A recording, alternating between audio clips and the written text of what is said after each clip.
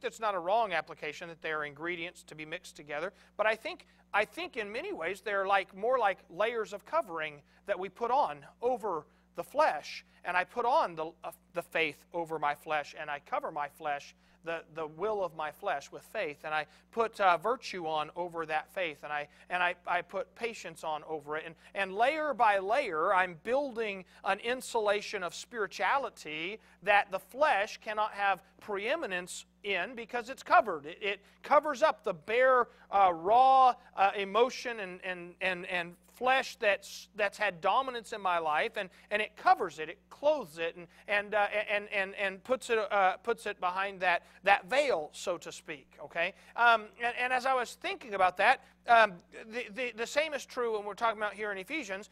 God has given us layers of authority in protection. Y'all following me here? You say, I thought you were talking about marriage. I am. All right. He's given us a layer of authority in our life of the family. And He's given us a layer of church. And He's given us a layer of the job. And He's given us a layer of government.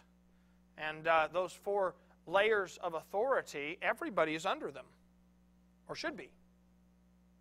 Everyone should be under these layers of authority. And if a person is, then these layers of authority protect them, right? And that protection is not just an authority protection from a temporal sense, but it's a spiritual protection.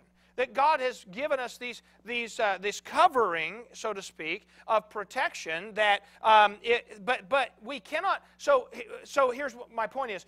Someone says, I am trying to be spiritual. I am trying to be put on the armor of God, but I'm not going to submit to my parents. I'm not going to submit to my job. I'm not going to submit to the government. I'm not going to submit to my husband or to my pastor or to my...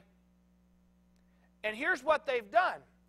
They have removed all these layers of protection, and God says, you can't put on the armor if you're not going to put on the covering. Okay?